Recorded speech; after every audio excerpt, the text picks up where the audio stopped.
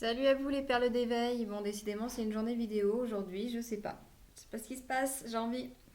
Alors, je fais un petit tri dans mes vidéos, dans mes écrits, et là, je suis retombée sur un texte de 2016. Et j'avais envie de vous le partager pour vous montrer. Alors, j'ai pas tout lu, ça se trouve, je vais chialer à un moment donné, c'est possible. C'est pas grave, tant pis, hein, soyons authentiques. Mais juste pour vous montrer en fait l'évolution et la perception des choses qu'on peut avoir à certains moments. Comme quoi j'étais quand même censée par moment. Alors, le 25 septembre 2016. Je suis parfois injuste car je souffre sans pouvoir exprimer ou traduire ce que je ressens. Je sais que mes agressions ne sont ni justifiées ni au niveau de ce que d'autres peuvent juger insignifiant. En revanche, je reconnais parfaitement mes torts et je sais que mes tortures sont passagères. Quant à mes agressions, elles sont à la hauteur de ce que je subis en termes de colère, d'humiliation, de rejet et d'abandon à cet instant. Donc dans l'instant où je ressens en fait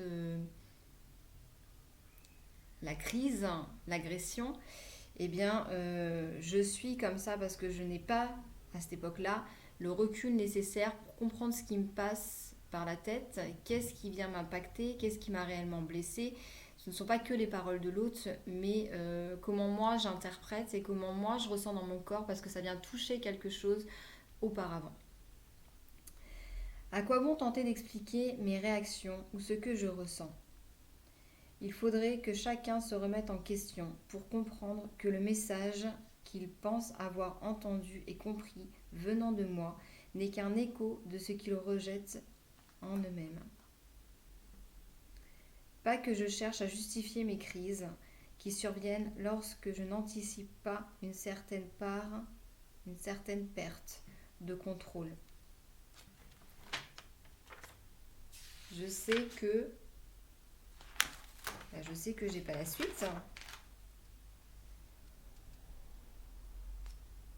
Ah si, le 26, pardon. J'ai réécrit sur l'autre cahier. Alors, je sais que ne pouvant parler librement, par crainte de l'incompréhension des uns et les critiques des autres, je m'exprime sur papier ou parfois sur clavier. Je vous ai dit, ça fait longtemps que j'écris mes émotions. Bon, des fois, j'ai envie de rire de moi-même, quoi. C'est pas bien, quoi, parce que du coup, c'est vraiment... quand j'écrivais, en général, c'est que j'étais dans une douleur, n'est-ce pas? Mais là, je devais être à peu près lucide, quand même, hein. Je me demande bien pourquoi je suis aussi désordonnée. C'est toujours le cas, mais on avance.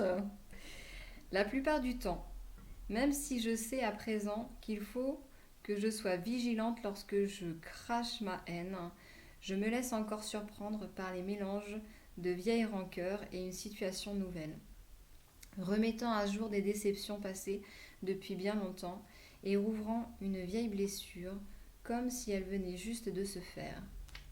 À cette époque-là, c'est rigolo parce que je n'ai pas encore lu les blessures de Lise Bourbeau. Donc je parle vraiment de la blessure, la blessure, l'image à la blessure physique, en sachant qu'il y a une blessure émotionnelle, mais au moment où j'ai écrit ce texte, je ne savais encore pas de quelle blessure il pouvait s'agir, qu'est-ce qui pouvait m'atteindre et qu'est-ce qui pouvait me blesser, donc comment l'analyser, le soigner et être plus prudente par rapport à ça.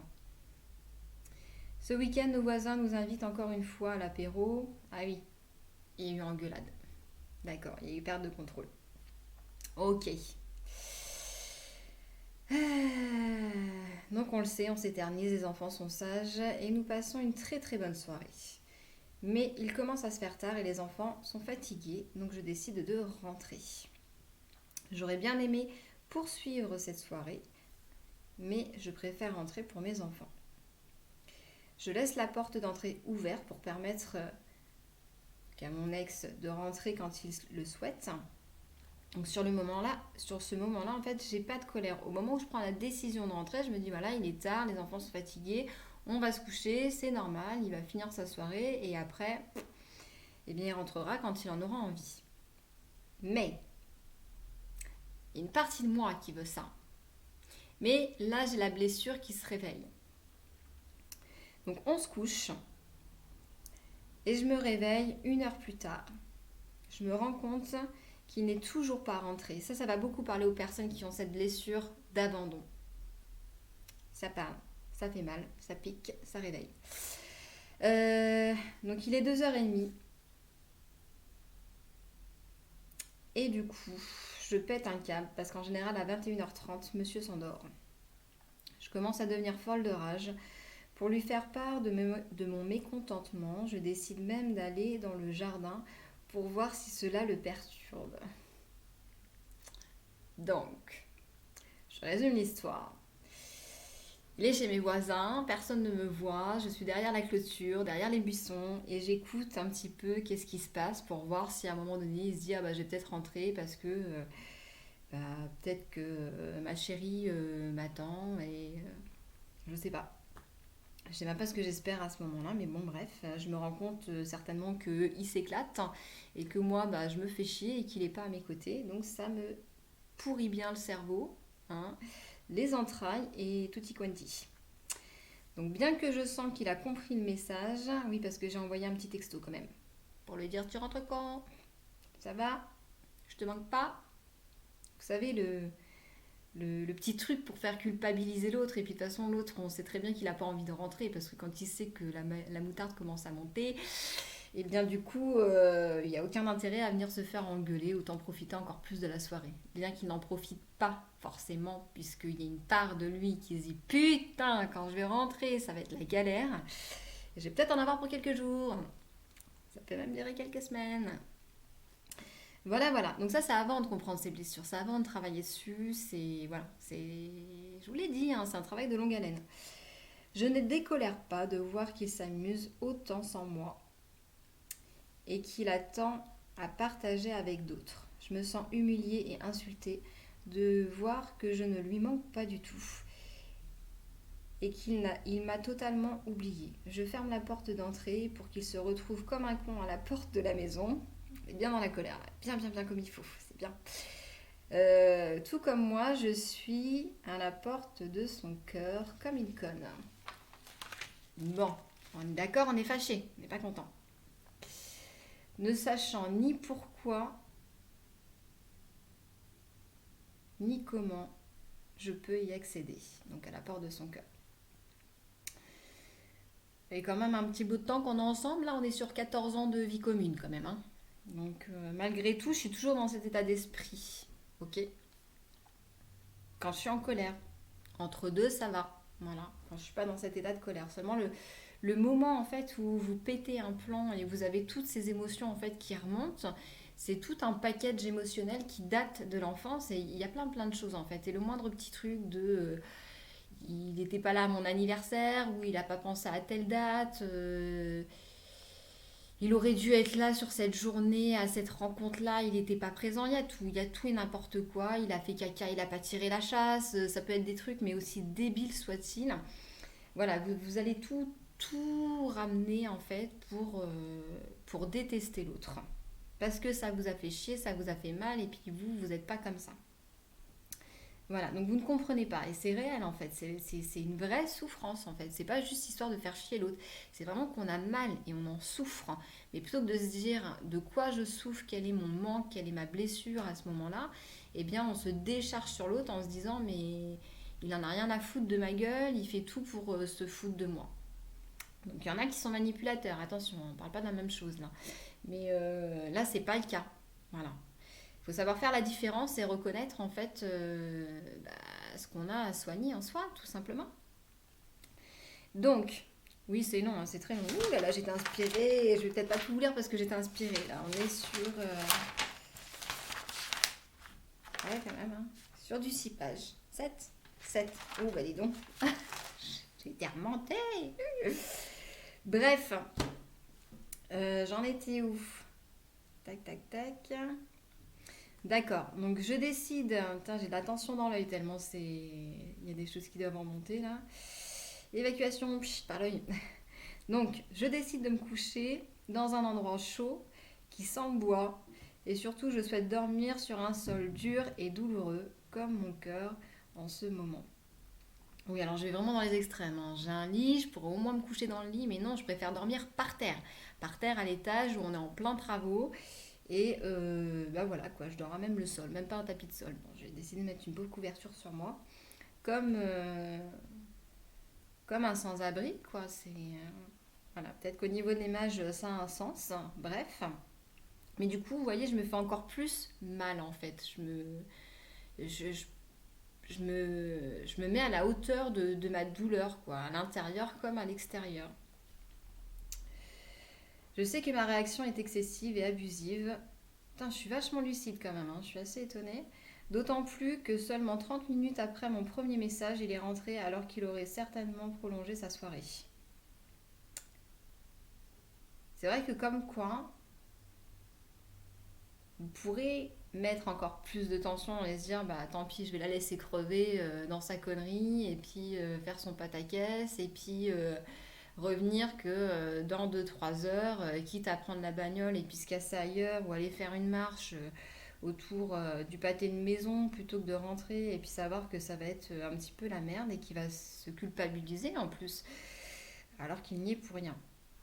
Donc, je sais que ma réaction est excessive, ça je l'ai déjà lu.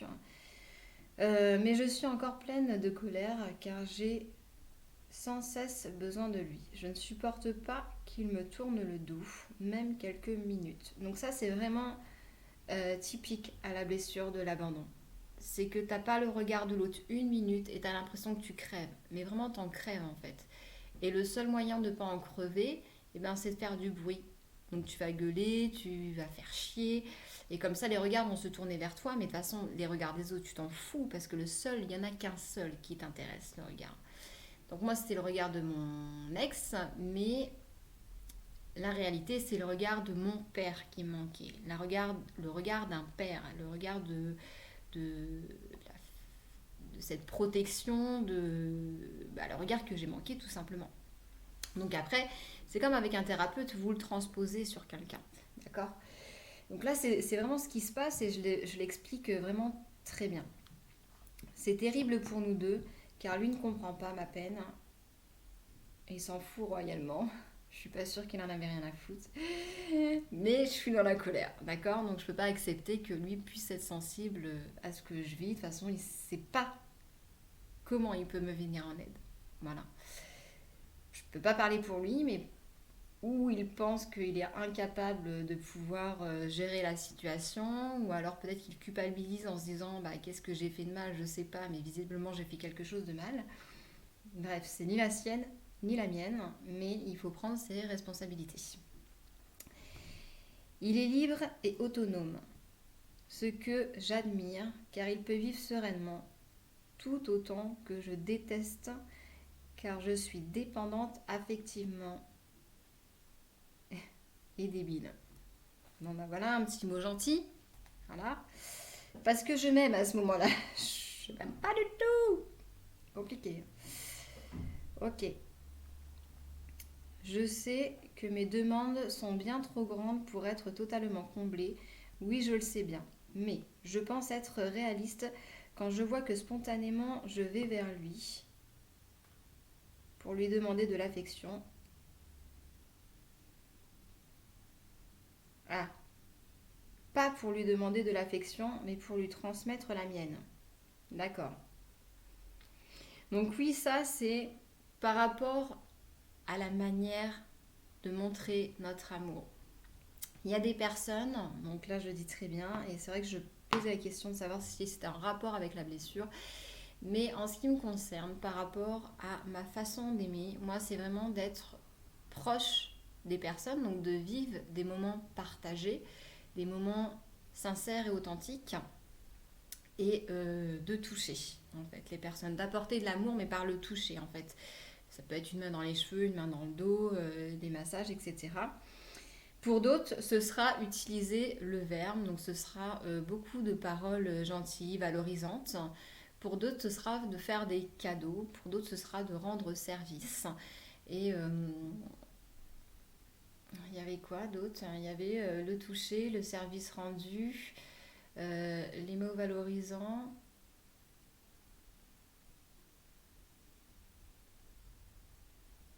L'instant authentique. Il m'en manque un. Je sais pas, ça reviendra plus tard. Euh, et voilà. Du coup, moi, j'ai beau lui donner mon affection d'une certaine manière, comme lui ne me la transmet pas du tout de la même manière, pour moi, c'est qu'il ne m'aime pas. Ben voilà, là je dis, et rien venant de lui. Ah, je suis obligée d'en rire, hein. C'est bon, hein. Ça date de 2016, on est en 2021, donc c'est bon, j'ai digéré le truc. Euh, voilà. Je me demande bien s'il se rend compte que jamais, non jamais, il ne me prend dans ses bras, juste parce qu'il est heureux d'être avec moi. Donc lui, sa manière de me montrer qu'il m'aimait, c'était par des cadeaux. Moi, je ne suis pas quelqu'un qu'on achète, mais à ce moment-là, je ne le savais pas.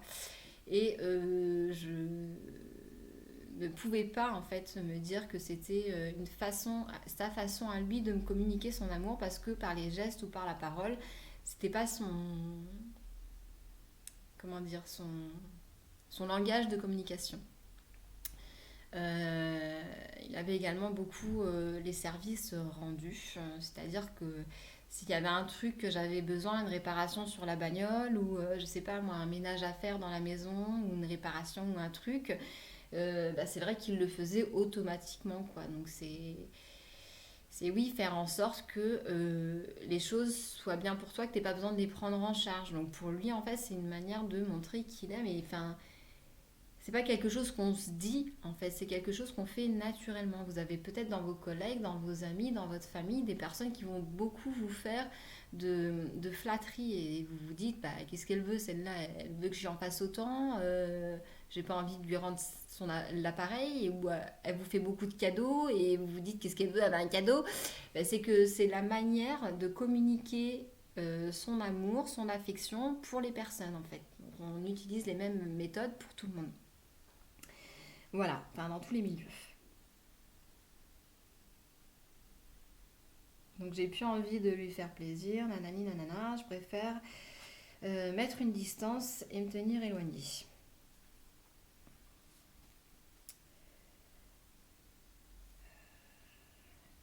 Bon après voilà, je débite tout plein de choses.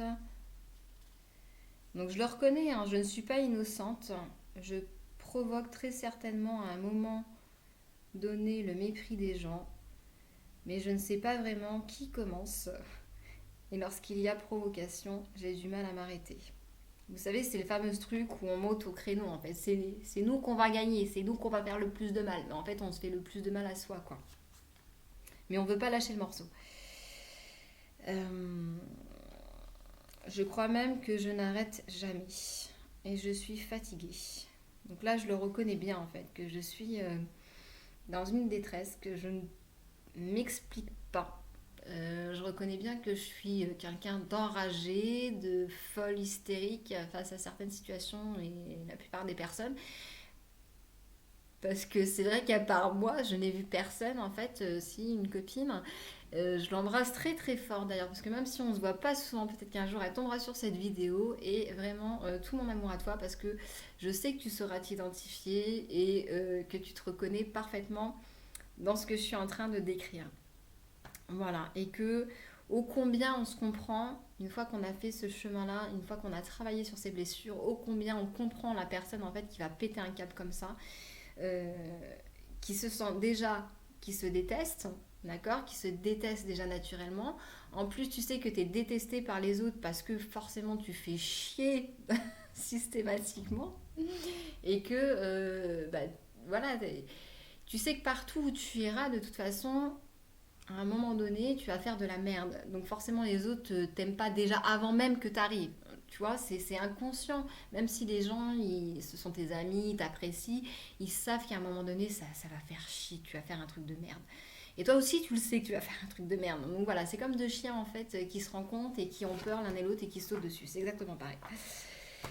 Donc, euh, donc voilà, à part travailler sur ses blessures et reconnaître et comprendre en fait comment l'autre fonctionne pour essayer d'apaiser ça, et ben c'est sûr qu'il faut qu'il y en ait un des deux qui lâche. C'est sûr qu'il faut qu'il y en ait un des deux qui se rabaisse quelque part à la hauteur de l'autre pour lisser C'est comme au niveau d'éducation. Par rapport à mes enfants, j'ai déjà raconté ça aussi, j'ai pas du tout la même structure avec mon fils qu'avec ma fille. Non pas que ce soit un garçon et que ce soit une fille, c'est que c'est par rapport à leur caractère, vraiment. J'ai mon fils, il va falloir que je force, alors que ma fille, il va falloir que j'aille en douceur. Et c'est pas du tout facile parce que, mais voilà, après vous remerciez quand vous comprenez les choses, la vie, les enseignements qu'on vous donne, parce que vraiment ça permet ça. C'est pas se rabaisser en fait, c'est éviter qu'il y ait un conflit et que ça dure des plombes et que ça recommence à chaque fois. Ok, ma fille, elle a pas compris quelque chose, elle a pas voulu quelque chose, elle me tient tête à quelque chose, et ben je vais pas insister parce que de toute façon, ça ira de pire en pire. C'est moi qui vais gagner avec la force, mais je vais péter un câble et je peux péter la gueule. Franchement, est-ce que c'est vraiment ça, être parent et montrer sa force par la soumission? Non. Il a fallu que je travaille sur moi et que je me dise, ok, je suis obligée de me rabaisser et que de pas jouer mon rôle de parent et dire, ok ma chérie, d'accord, ok ma chérie, écoute, ce que je te propose, d'accord, t'es fâchée, t'es pas contente, tu vas dans ta chambre, tu vas te calmer et tu reviens ensuite, on en rediscute. Et là, t'as envie de péter un câble parce que tu sais que c'est pas toi. Mais ô combien tu peux lui dire merci après à ton enfant parce que t'as réussi à travailler ça en toi. Au fait que toi, peut-être que t'as été dominé par ton parent, que t'as dû, à un moment donné, il y a un truc qui s'est enclenché où le système d'éducation il sera comme ça parce qu'il m'a été enseigné comme ça. Non, à tout moment on peut faire la bascule et on peut choisir.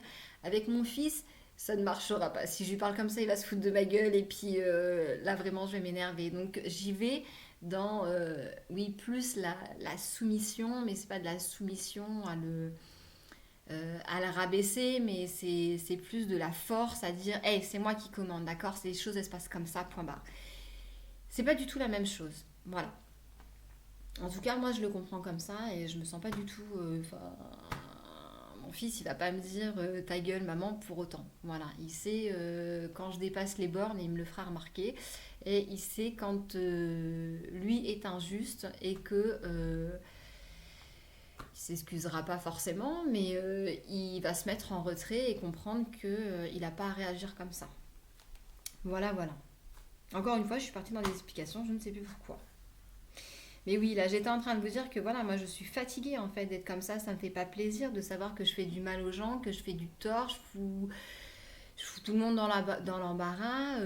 Il y a une part forcément des gens que tu aimes qui ont honte de cette part-là.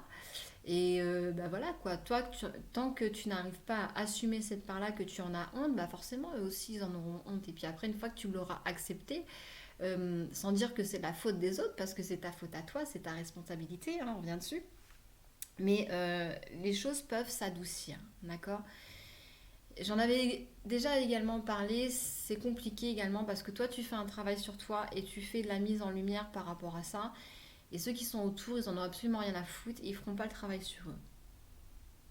Pas dans l'instant, mais au fur et à mesure de la vie. Et voilà, cette personne-là aussi, je la remercie beaucoup parce que c'est une des rares personnes qui a été présente et qui m'a parlé avec autant d'amour et de sincérité sur ce moment-là. Allez, encore une petite dose. Voilà, voilà, sur la reconnaissance et l'évolution en fait que j'avais pu avoir par rapport à mes attitudes justement destructrices et après où j'étais vraiment plus dans l'amour. Autant par rapport à mes enfants où j'y allais, enfin voilà quoi, ils se prenaient des bonnes claques sur le cul devant tout le monde, j'en avais absolument rien à foutre, mon éducation elle était comme ça et pas autrement. Et après justement où j'ai pu euh, mettre de l'eau dans mon vin, comprendre que c'est pas forcément la meilleure des techniques, hein. C'était celle que j'avais sur ce moment-là parce que je n'avais pas d'autre façon de faire. Je n'ai pas de regrets parce que mes enfants n'ont jamais fait chier. Voilà, ils ont toujours été obéissants, j'allais dire. Ça fait un petit peu dressage et élevage, quoi. Mais enfin voilà, quoi. J'ai jamais eu à. Comment je peux exprimer ça? J'ai jamais eu à me dire que ce seraient les autres qui seraient obligés de les tarter pour les recadrer. Voilà. Alors je suis peut-être un peu ferme et un peu dure par rapport à ça. Au-delà que la claque fait circuler le sang, hein, merci les parents. Mais pour moi, il y a des éducations qui sont obligées de se faire avec quand même une part de fermeté. Voilà. Et un petit peu de peur, hein, parce que quand le gamin il te craint pas et qu'il te crache dessus, il y a un moment donné où je pense que ouais, il y a une juste limite. Donc moi j'étais dans l'excès par rapport à la correction, sans aller au coup ou sans aller abattre mes enfants, mais voilà, je pouvais leur mettre une bonne claque sur le cul, rarement dans le visage. Ça m'est arrivé de le faire une ou deux fois pour marquer tous les esprits. Ça aussi, c'était un petit côté pervers que je pouvais avoir, de me dire, je mate tout le monde, je mate autant mon enfant que toutes les personnes qui sont là. C'est voilà, parce que j'avais envie de faire mal. Bon, c'est pas une super technique, on est d'accord. C'est de la merde, on est d'accord. Mais voilà, c'était dans la leçon du moment que j'avais besoin de ressortir. On va dire ça comme ça. Voilà. Donc voilà, je suis fatiguée. Ensuite, je disais, et après, je vais m'arrêter parce que vraiment, ça fait 7 pages et là, on était juste à la troisième. Je n'arrête jamais de douter, peu importe les raisons ou les excuses. Et pourtant, j'y crois très certainement car je, que je sois honnête ou que je cache mon jeu pour ne pas blesser les autres, c'est moi qui suis humiliée lorsque je me rends compte que la confiance n'existe pas. Blessure de trahison aussi. Un petit peu des deux. Lorsque je constate qu'en groupe, lié avec l'homme que j'aime, on peut me poignarder discrètement. Que penser des amis? Oui, mais pas les miens. Ils ont certainement leur raison d'agir ainsi, mais ça ne fait qu'endurcir mes défauts.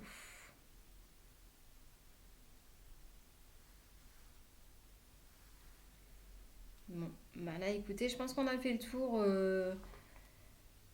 du, du gros des blessures. On est déjà à 27 minutes. Donc là, on est vraiment dans la trahison où tu comprends qu'en fait, oui, toi, tu caches ton jeu en te disant, bon, bah écoute, je me force à être là, même si je sais que les gens ne m'apprécient pas. Mais les gens aussi cachent leur jeu en faisant des petits coups de pute. Voilà, on va dire ça comme ça. Donc avec preuve, hein, c'est pas de mon imagination où j'ai voulu je me suis inventé des histoires ou des choses comme ça, mais voilà, il y a des situations où tu prends les choses sur le fait et là tu te dis que penser de ces gens qui se disent être des amis. Donc je sais que c'est ses amis à lui, que c'est pas les miens, mais j'ai cru qu'au fur et à mesure des années, eh bien, ils avaient quand même appris à me connaître, à voir qui j'étais, à voir le changement que j'avais pu opérer en moi. Donc en 2016, en un an de temps, les choses peuvent évoluer d'une manière mais tellement exponentielle. C'est vraiment le cas. Je me dis que c'est quand même assez hallucinant que les gens n'aient pas vu cette évolution. Euh, et à la limite, est-ce que ça me fait penser au chemin de Compostelle, au fait que j'ai pas pu célébrer ma victoire et mon arrivée, que j'ai pas pu lâcher mes émotions, me dire ouais c'est génial, je l'ai fait. Mais est-ce que c'est vraiment aux autres de te montrer, de te dire à quel point tu es une belle et une bonne personne et félicitations. Parce que là encore, on est dans j'attends le regard extérieur, j'attends le regard de l'autre pour me dire et me valider que je suis une bonne personne et que euh, j'ai fait les choses correctement, avec honnêteté, etc. etc. Donc, voilà. J'ai pas d'autre chose à dire sur le sujet. C'est voilà, je suis retombée sur des écrits. Pourquoi je vous ai sorti ça là maintenant? Bah, parce que j'imagine que c'est le moment, que je suis beaucoup plus en paix et apaisée par rapport à ça. Je n'ai plus de gêne, d'angoisse face aux gens qui, voilà, pour me critiquer quand même. je m'envoie des fleurs, mais bon, faut être quand même assez décalé quand même. Mais si, forcément une part à critiquer, ok. Quand on est dans l'éveil spirituel et puis qu'on pense pas comme tout le monde, évidemment, oui, forcément, c'est encore un autre domaine, quoi. Mais bon, je veux dire, à partir du moment où tu es tellement en paix avec toi et que tu reconnais, en fait, ce qui peut te blesser et le fait que malgré tout, voilà, tu as des parts d'ombre, tu as des parts de lumière, et c'est comme ça, et on en a tous, eh bien, tu n'as plus la possibilité en fait de te sentir agressé. Donc, si tu ne te sens plus agressé, tu ne vas plus agresser les autres. Et ça, c'est chouette, ça fait du bien. Je vous invite à essayer. Sur ce, je vous souhaite une excellente journée ou soirée avec toute cette information à digérer. Au plaisir de vous partager mes apprentissages, mes pas. Je ne sais pas comment je vais le faire parce qu'il y a tellement d'écrits. À chaque fois, j'écris, je réécris et puis je redéconstruis. Donc, j'ai mes écrits d'origine où vraiment, je trouve que c'est important justement d'avoir l'émotion pure du moment qui peut être trash, qui peut être incompréhensible. Et j'ai envie que les choses se fassent bien, que les gens se disent pas oh, mais la pauvre, elle a vécu pendant toutes ces années avec un connard. C'est pas ça, en fait, le truc. C'est pas ça le sujet. Le sujet, c'est que tellement je me sentais dans un tel état et je me voyais d'une telle façon qu'on faisait réapparaître ça sous toutes ses formes, dans tous les milieux, que ce soit au niveau de mon travail, que ce soit dans ma relation euh, amoureuse ou ma relation avec mes amis. Voilà. Donc voilà, tout simplement. Et j'aimerais vraiment vous montrer en fait l'évolution et la compréhension. Donc je ne sais pas si je prendrai certains passages, si je ferai tout un bouquin avec tous les événements voilà, qui sont déroulés, mes états émotionnels, comment je pouvais percevoir les choses, et qu'après je ferai un autre bouquin en disant bah voilà, j'ai évolué comme ci, j'ai évolué comme ça, ou est-ce que je prends juste voilà, des petits passages et puis dire bah à cette époque-là je vivais les choses comme ça, mais c'est par rapport à ça. Je sais pas trop. Mais une chose est sûre, je vais me répéter plein de fois à ce sujet parce que c'est hyper important. Et je l'ai encore redit hier lors d'une conversation. Euh, Lorsqu'une histoire d'amour se termine dans de bonnes conditions, que les parents se respectent, c'est qu'ils ont rempli leur contrat.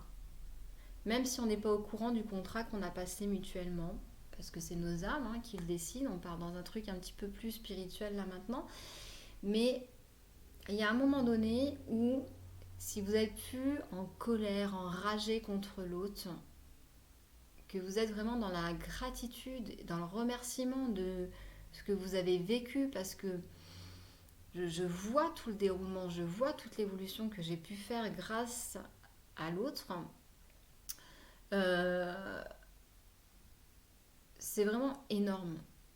Voilà. Et ça veut vraiment dire que vous avez été au bout de ce que vous aviez à réaliser tous les deux ensemble. Si vous êtes encore en colère, en friction, eh bien c'est qu'il y a des choses que vous n'avez pas regardées à l'intérieur de vous. Je parle par exemple d'une situation, je sais pas moi, il y a eu tromperie. Voilà, il y a eu tromperie, bla bla bla. Peu importe les raisons, ça fait mal. J'aurais très mal supporté la trahison. J'aurais été la pire des connasses, je pense, même si j'avais quand même bien évolué et avancé en 2018. Je pense que j'aurais pu vraiment faire de la merde. Voilà. Disons-le clairement. Mais même s'il y a trahison, c'est qu'il y a quelque chose à aller bosser là-dessus. Donc, votre plus grosse blessure, c'est que c'est la trahison et que vous avez à regarder en fait ce que ça signifie. Donc, pour ma part, cette blessure de trahison et cette blessure d'abandon, ma dépendance affective par rapport à l'abandon et la perte de contrôle par rapport à la trahison, le fait que je ne peux pas perdre en fait le contrôle sur la personne, sur ses émotions, etc. Eh bien, c'est vraiment quelque chose que j'ai travaillé en profondeur par rapport à mon éducation, comment dire, mon système familial, voilà, par rapport à mes parents. Donc, pour moi, effectivement, le chapitre, il n'est jamais clos totalement, on est d'accord, mais il est quand même vachement bien cicatrisé, nettoyé, propre. Et peu importe ce que mes parents ont pu faire, comment ils l'ont fait, pourquoi ils ont fait ça, eh bien, je leur confie à eux parce que ça les regarde. Et si eux, ça laisse des traces par rapport à ça, ça ne me concerne plus. Voilà. J'ai fait ma part, j'ai été honnête. Et bah voilà quoi, je remercie évidemment ce qui s'est passé dans ma vie parce que sinon je n'aurais pas été amenée à faire toutes ces recherches, tout ce travail, tout ce nettoyage. Donc là maintenant je le vis comme un jeu, une piste, comme Sherlock Holmes qui va à la recherche des indices. Même si bah, tant que tu es dans le flou et que tu connais pas en fait tout ce qui se trame, tout ce qui se joue, c'est difficile et c'est douloureux. Voilà, aujourd'hui je dis vraiment merci à tout ça parce qu'aujourd'hui ça me permet vraiment d'être en paix, sereine et puis fière en fait de tout ce que j'ai pu mettre en place. Voilà, voilà. Eh bien, écoutez, je sais pas comment je vais faire les autres vidéos. Est-ce que ce sera des sujets? Est-ce que ce sera des des petits trucs là que je récupère à droite à gauche, hein. J'en ai plein, des cahiers, des feuilles, des classeurs, dans le PC, dans mon PC qui a lâché. Je ne sais pas comment je vais pouvoir récupérer tout ça. Mais voilà, il y a peut-être des choses qui doivent passer à l'oubliette. Et puis voilà, je sais que je vous sortirai le meilleur pour pouvoir avancer. Voilà, il n'y a pas d'avancée rapide ou... Non, il y a juste de la compréhension qu'on est en capacité d'avoir là maintenant. Un recul et suffisamment de sagesse. Écoutez, ça fait déjà 37 minutes. Ouh là là! Sur ce, j'espère que je vous ai pas trop pompé. J'espère que ça vous a quand même amusé parce que moi, ça me fait rire évidemment, même si c'est triste hein, quand je relis certaines choses parce que je sais que j'étais dans la douleur, dans le manque, dans la peine. Des fois, je relis des trucs et je me dis ah, vraiment, t'étais une pauvre dépressive. Et voilà, et ça me fait sourire aujourd'hui parce que je suis bien et je suis en paix. Voilà. Et j'ai toujours autant de respect et d'affection pour le papa de mes enfants. Voilà. Bisous à lui, bisous à vous, bisous à tous, bisous à vos parents, grands-parents, tout ce que vous voulez, à vos animaux. Prenez bien soin de vous et laissez infuser pour pouvoir avoir des éclairages et lisez les blessures de Lise Bourbeau, c'est très très intéressant. Voilà, ciao.